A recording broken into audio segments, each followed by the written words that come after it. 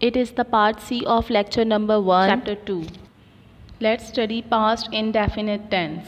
Past indefinite tense is used to describe an action, an event or condition that occurred in the past.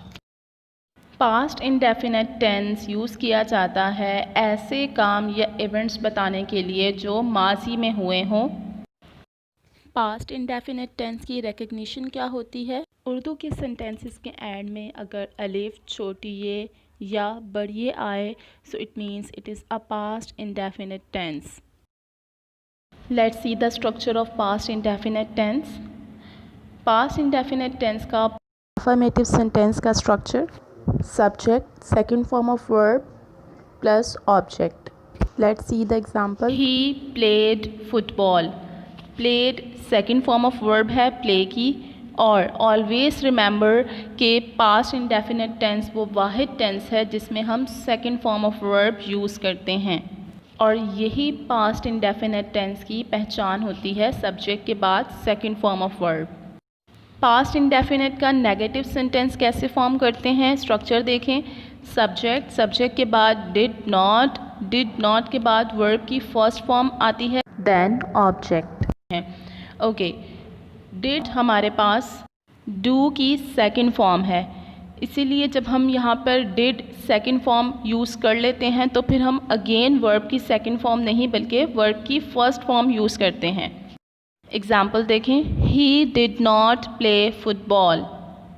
Affirmative और negative sentence के end में last में full stop put करेंगे। How to form an interrogative sentence of past indefinite tense. Interrogative sentence form करने के लिए did starting में आ जाता है, फिर subject, first form of verb, then object, question mark. Example देखें। Did he play football question mark.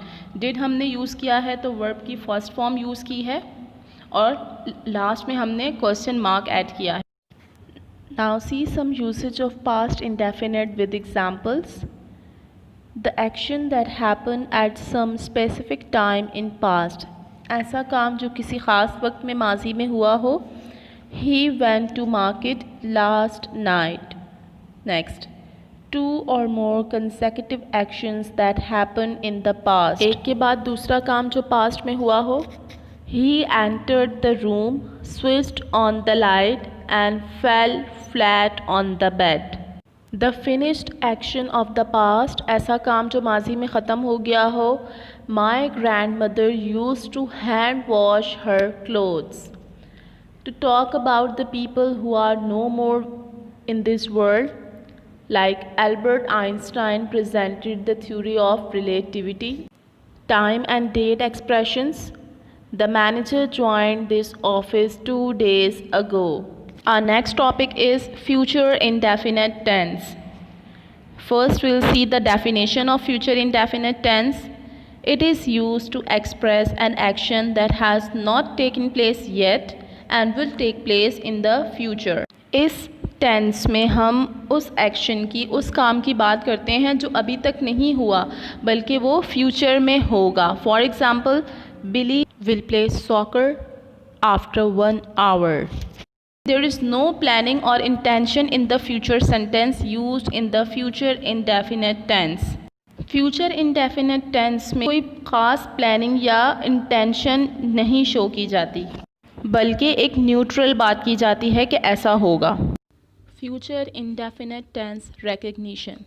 अगर उर्दू के सेंटेंसेस के एंड में गा, गी या गे आ जाएं so it means it is a future indefinite tense. Now see the structure of future indefinite tense. Affirmative sentence form करने के लिए we use subject, will, first form of verb, then object. To form the negative sentence सबसे पहले subject आता है, subject के बाद will not verb की first form, then object. And affirmative and negative sentence के एंड में we must put full stop. Interrogative sentence में विल स्टार्टिंग में आ जाता है, सब्जेक्ट वर्ब की first form, object, then we must put question mark. Let's see some usage of future indefinite tense with examples. for actions decided at the moment of speech. ऐसा काम जो बोलते वक्त ही हम डिसाइड करें, जैसा कि I have a toothache, I'll take some medicine. Next, for unplanned future actions, ऐसे future actions जो unplanned हो, जैसा कि winter will come soon. For offering, asking for a request, promising, ordering, threatening. इन सब के लिए भी future indefinite tense यूज़ करते हैं. I'm afraid we'll get wet. For unpreventable actions in future, ऐसे काम जो फ्यूचर्स में होने ही हैं, उनको रोका नहीं जा सकता, जैसे कि समर विल कम सून.